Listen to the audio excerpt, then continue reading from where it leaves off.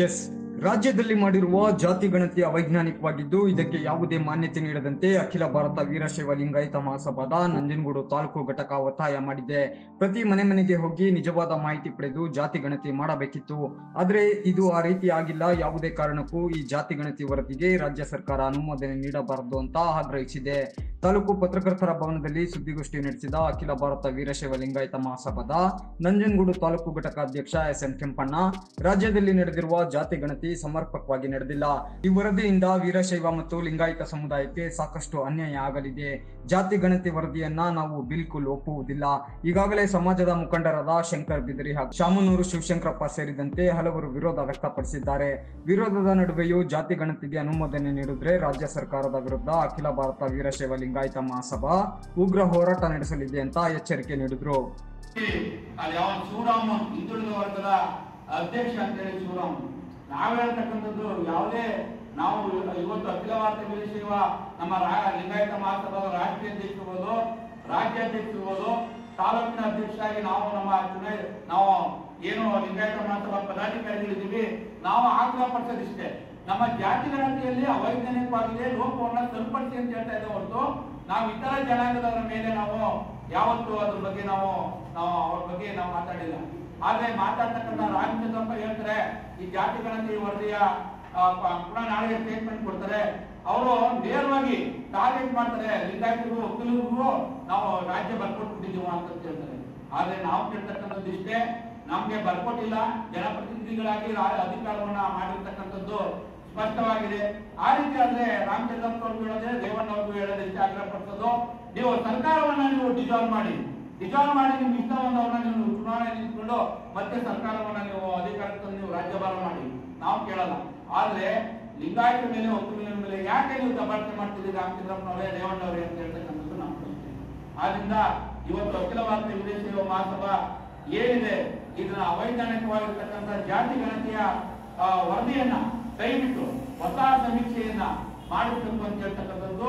ಜೊತೆಗೆ ಮೈಸೂರಿನ ಶಿವರಾಮ್ ಮತ್ತೆ ಹಿಂದುಳಿದ ವರ್ಗ ಎಲ್ಲ ನಮ್ಮ ಎಲ್ಲಾ ಹೇಳ್ತಾರೆ 180 ಕೋಟಿಯನ್ನ ಇದು ಮಾಡಿ ಸಮೀಕ್ಷೆಯನ್ನ ಮಾಡ್ತಿದ್ದಾರೆ ಅಂತ ಹೇಳಿ. 180 ಕೋಟಿ ಯಾರು ದುಡ್ಡು ಕೊಟ್ಟಿದ್ದಾರೆ? ನಮ್ಮ ಜನರು ಕಟ್ಟಿರ್ತಕ್ಕಂಥ ತೆರಿಗೆ ಹಣದಲ್ಲಿ ಅವ್ರಿಗೆ ಕೊಟ್ಟು ವರದಿಯನ್ನ ತರಿಸಿರೋದು ಹೊರತು ಮಾಡಿರ್ತಕ್ಕಂಥದ್ದು. ಅವ್ರು ಹೇಳ್ತಾರೆ ಎಲ್ಲ ಬರೀ ಮೇಲ್ವರ್ಗದವ್ರ ಮೇಲೆ ದಬ್ಬಾಳಿಕೆ ಮಾಡ್ತಕ್ಕಂಥ ನಿಟ್ಟಿನಲ್ಲಿ ಶಿವರಾಮು ಸ್ಟೇಟ್ಮೆಂಟ್ ಮಾಡ್ತಾರೆ, ಹೇಳಿಕೆಯನ್ನ ಕೊಡ್ತಾರೆ. ಜೊತೆಗೆ ಉಪಾಧ್ಯ ಜನಾಂಗದವರು ಹೇಳ್ತಾರೆ ಅಲ್ಲೇ ಸ್ಟೇಟ್ಮೆಂಟ್. ಎಷ್ಟು ಮಟ್ಟಿಗೆ ನಾವು ಅವರು ತಿಳುವಳಿಕೆ ಇದೆಯಾ ಇಲ್ವೋ ಗೊತ್ತಿಲ್ಲ, ಯಾರೋ ಜಿಲ್ಲಾ ಅಧ್ಯಕ್ಷರು ಅಂತ ಅವರು ಸ್ಟೇಟ್ಮೆಂಟ್ ಮಾಡಿದ್ರೆ, ಇಡೀ ರಾಜ್ಯದಲ್ಲಿ ನಮ್ಮ 7 ಲಕ್ಷ ಮಾಡಿದ 7 ಲಕ್ಷ ನಮ್ಗೆ ಜನಸಂಖ್ಯೆ ಕೊಟ್ಟಿದ್ದಾರೆ, ನಾವು 27 ಲಕ್ಷ ಇದೆ, ಆದ್ರೂ ವೈಜ್ಞಾನಿಕವಾಗಿದೆ ಅಂತ. ಎಷ್ಟು ಮಟ್ಟಿಗೆ ಸ್ವಾಮಿ ನಿಮ್ ಜಿಲ್ಲಾಧ್ಯಕ್ಷರು ಸಮಾಜದ ಬಗ್ಗೆ ಎಷ್ಟು ನಿಮ್ಗೆ ಕಾಳಜಿ ಇದೆ? ಒಬ್ಬ ಹಿಂದುಳಿದ ವರ್ಗದ ನಾಯಕರು ಜಿಲ್ಲಾಧ್ಯಕ್ಷರು ಯಾವ ರೀತಿಯಾಗಿ ನೀವು ಸ್ಟೇಟ್ಮೆಂಟ್ ಮಾಡಬೇಕು? 27 ಲಕ್ಷ ಇರ್ತಕ್ಕಂಥವ್ರು 7 ಲಕ್ಷ ಮಾಡಿದ್ದಾರೆ ಅಂತಾರೆ. ಈ ವೈಜ್ಞಾನಿಕವಾಗಿ ಸರಿಯಾಗಿದೆ ಅಂತ ಹೇಳ್ತಾರೆ, ಈ ಸರಿಪಡಿಸಿ ಅಂತ ಹೇಳ್ತಾರೆ. ಇವರು ಇವ್ರಿಗೆ ಸ್ಪಷ್ಟತೆ ಇಲ್ಲ. ಇವರು ರಾಜಕೀಯವಾಗಿ ಸ್ಥಾನಮಾನಕ್ಕೋಸ್ಕರವಾಗಿ ಹಿಂದುಳಿದ ವರ್ಗದ ನಾವು ನಾಯಕರು ಅಂತ ಹೇಳ್ತಾರೆ. ಇವರೆಲ್ಲ ಇವತ್ತು ಸ್ಟೇಟ್ಮೆಂಟ್ ಮಾಡ್ತಕ್ಕಂಥದ್ದು. ಆದ್ದರಿಂದ ಕೂಡಲೇ ಕರ್ನಾಟಕ ಸರ್ಕಾರದ ಮುಖ್ಯಮಂತ್ರಿಗಳು ಮತ್ತೆ ಕರ್ನಾಟಕ ಸರ್ಕಾರದ ಎಲ್ಲ ಸಚಿವರುಗಳು ಮತ್ತೆ ಶಾಸಕರುಗಳು ಈ ರೀತಿಯಾಗಿ ಆಗಿರ್ತಕ್ಕಂಥ ಅವೈಜ್ಞಾನಿಕವಾಗಿರ್ತಕ್ಕಂಥ ಎಲ್ಲ ಈ ವರದಿಯನ್ನ ಕೈಬಿಟ್ಟು ವೀರಶೈವ ಲಿಂಗಾಯತ ಮಹಾಸಭಾ ಎಷ್ಟು ಜನಸಂಖ್ಯೆ ಪ್ರತಿ ಮನೆಗೆ ಹೋಗಿ ಸಮೀಕ್ಷೆ ಮಾಡಬೇಕು ಅಂತ ಹೇಳಿ ನಾವು ಸರ್ಕಾರವನ್ನ ಒತ್ತಾಯ ಮಾಡ್ತೇವೆ. ಜೊತೆಗೆ ನಮ್ಮ ಸಮಾಜದ ಎಲ್ಲಾ ಪಕ್ಷದಲ್ಲಿರ್ತಕ್ಕಂಥ ನಮ್ಮ ಸಮಾಜದ ಎಲ್ಲ ಜನಪ್ರತಿನಿಧಿಗಳು ಸೇರಿ ಸಭೆ ಮಾಡಿ ಒಂದು ಮಾರ್ಗದರ್ಶನವನ್ನ ಸರ್ಕಾರಕ್ಕೆ ನೀಡಬೇಕು ಅಂತ ಹೇಳಿ ಈ ಮೂಲಕ ತಮ್ಮ ಮುಖಾಂತರ ನಾನು ಆಗ್ರಹ ಮಾಡ್ತೀನಿ.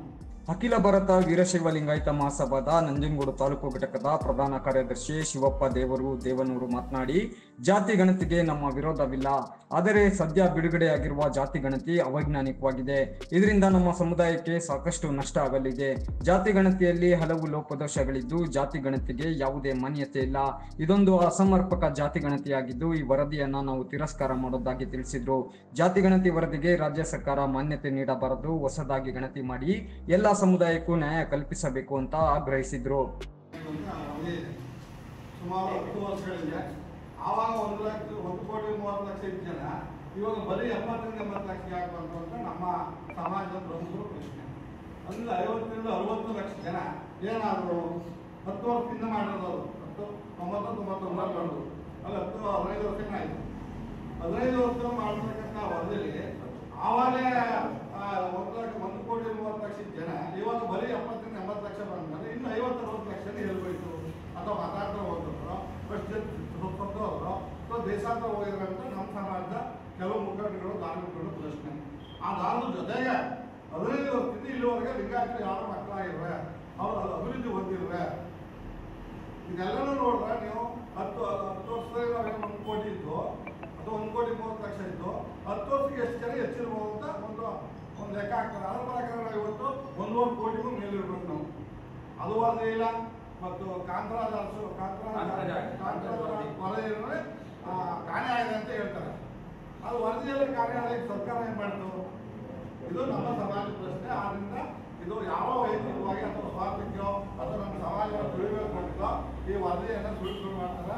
ಆದ್ರಿಂದ ಈ ವರದಿ ಮತ್ತೆ ಮನೆಗೆ ಹೋಗಿ ಪುನರ್ ಪರಿಶೀಲನೆ ಮಾಡಿ ವರದಿಯನ್ನು ಪ್ರಾಮಾಣಿಕವಾಗಿ ಕೊಟ್ಟರೆ ನಾವಂತ ಸಹಮತ ಇದೆ. ಇಲ್ಲೇ ಇದ್ರೆ ನಾವು ನಮ್ಮ ಸಮಾಜದ ವತಿಯಿಂದ ಹೋರಾಟವನ್ನು ಮಾಡ್ತೀವಿ ಅಂತ ಈ ಮೂಲಕ ಸುದ್ದಿಗೋಷ್ಠಿಯಲ್ಲಿ ಅಖಿಲ ಭಾರತ ವೀರಶೈವ ಲಿಂಗಾಯತ ಮಹಾಸಭಾದ ನಂಜನಗೂಡು ತಾಲೂಕು ಘಟಕದ ನಂದಿನಿ ಮಹೇಶ್, ಎಂಪಿ ನಟರಾಜ್, ಶಿವನಾಗಪ್ಪ, ಆದಿತ್ಯ ಪಟೇಲ್, ರೇವಣ್ಣ, HP, ಚೇತನ್, ರಾಜೇಂದ್ರ ಪ್ರಸಾದ್ ಸೇರಿದಂತೆ ಇನ್ನಿತರರು ಉಪಸ್ಥಿತರಿದ್ದರು.